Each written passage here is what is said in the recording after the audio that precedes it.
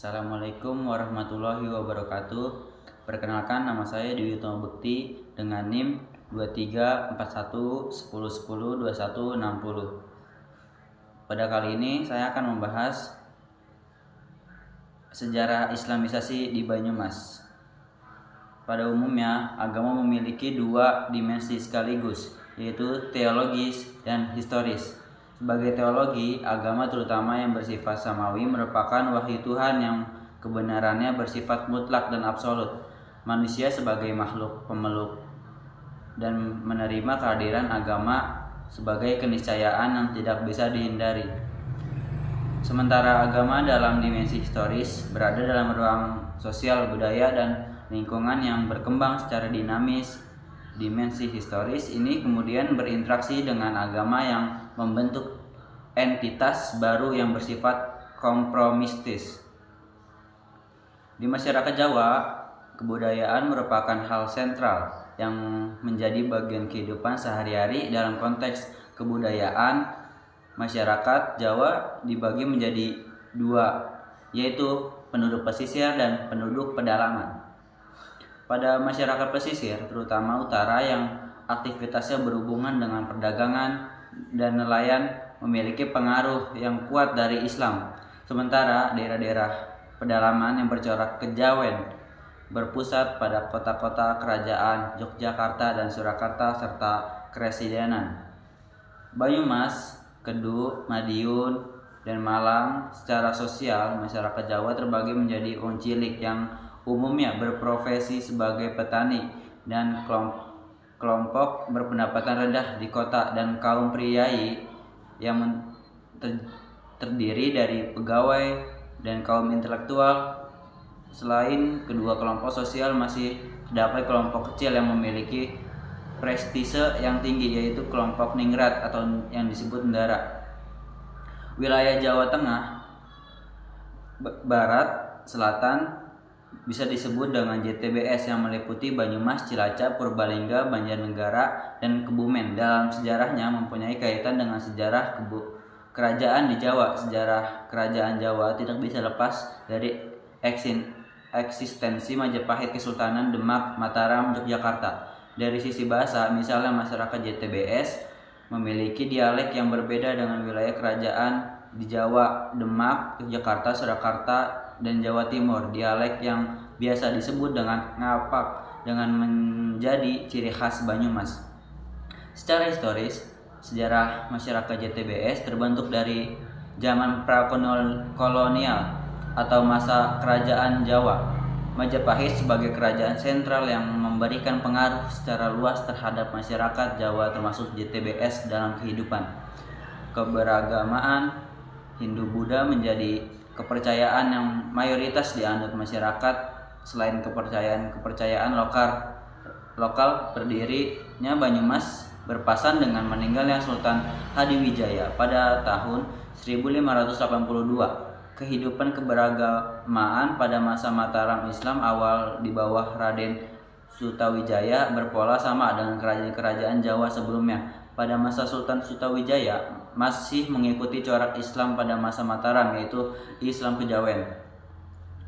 Selanjutnya, Islam Kejawen merupakan bentuk pertemuan antara Islam dan budaya Jawa melalui pendekatan sufistik, dan pendekatan ini relatif menepikan unsur-unsur teknis dari agama seperti syariat atau fikih, melainkan lebih pada orientasi substansi dari keagamaan. Implikasi teknisnya adalah pada masa awal Islam Kejawen alam Mataram tidak berubah praktek-praktik agama secara mendasar. Praktek misalnya bakar dupa atau membuat sesaji pada ritual keagamaan masih berjalan dan tidak dilarang.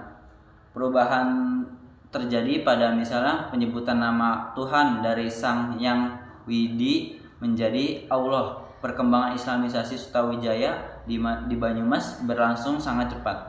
Secara historis, sebelum Islam, masyarakat Jawa Tengah bagian barat selatan berada pada wilayah dua kekuasaan kerajaan, yaitu Pajajaran di sebelah barat dan Majapahit di wilayah timur.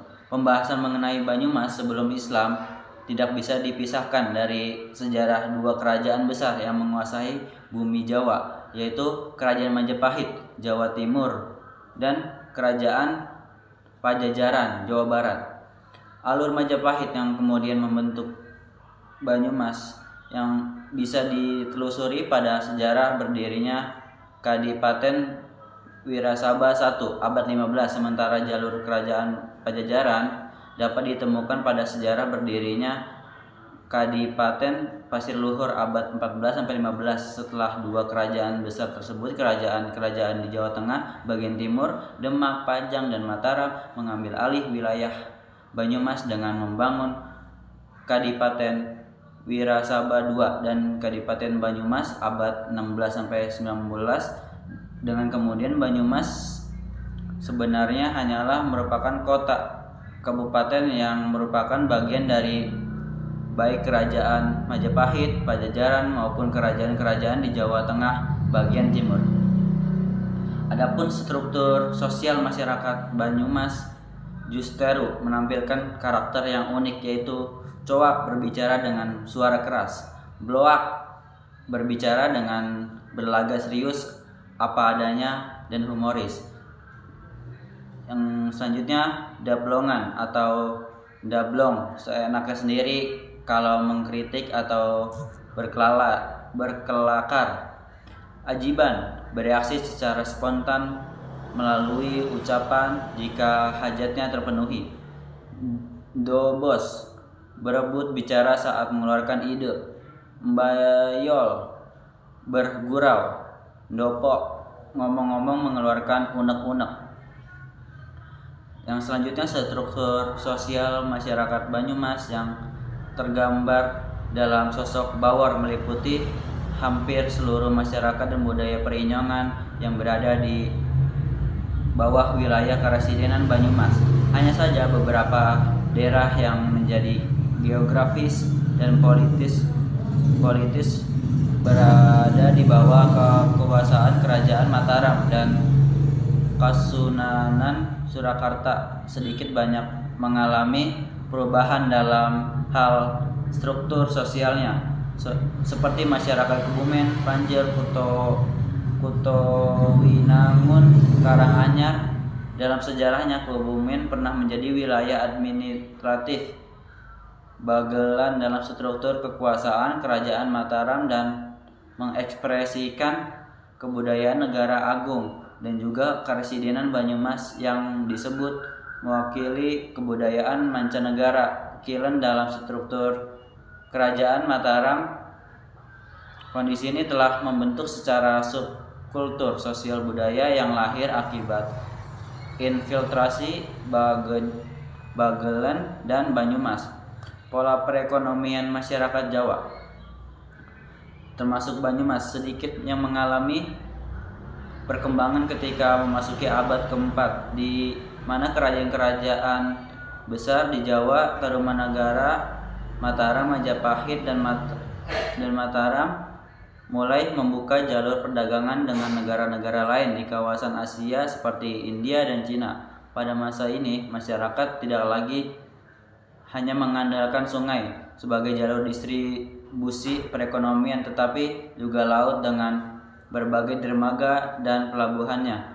Profesi masyarakat juga berkembang, tidak lagi hanya menjadi petani, melainkan ada beberapa yang menjadi pedagang, eksportir barang, atau penguasa kapal angkut barang.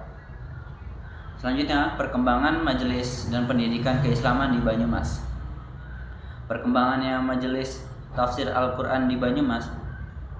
Majelis Tafsir Al-Quran atau yang disebut MTA didirikan oleh Abdullah Tafail Saputra di Solo pada 19 September 1972. Setelah sekian lama berjalannya MTA kini dipimpin oleh Ustadz Ahmad Sukina. Dengan berjalannya demi waktu, jamaahnya semakin berkembang dan kualitas pengikutnya semakin banyak, mulai dari Solo Raya meliputi Karanganyar, Wonogiri, Klaten, Sragen, Surakarta, dan Sukoharjo. Sekarang merambah ke Blora, Cepu, Purwodadi, Yogyakarta, Magelang, Purwokerto, Ngawi, Bojonegoro, Nganjuk, Demak, dan Salatiga, bahkan sampai luar Jawa seperti Medan dan luar negeri. MTA dirintis dengan tujuan mengajak masyarakat untuk kembali kepada Al-Quran.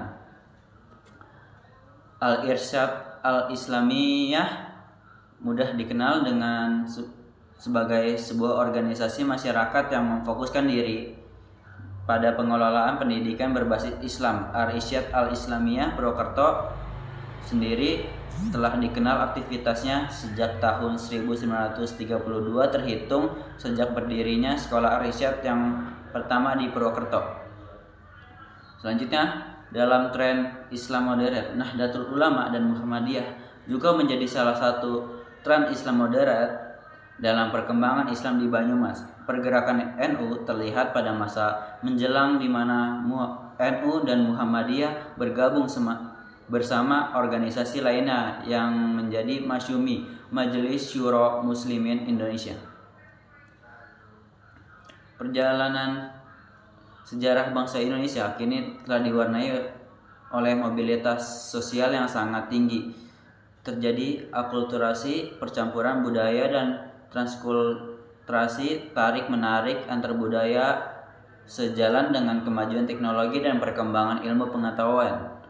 Perkembangan yang spektakuler adalah pada teknologi komunikasi yang kemudian sangat mempengaruhi pola dakwah masa kini. Mungkin hanya ini yang bisa saya sampaikan dari sejarah Islamisasi di Banyumas. Kurang lebihnya mohon maaf. Assalamualaikum warahmatullahi wabarakatuh.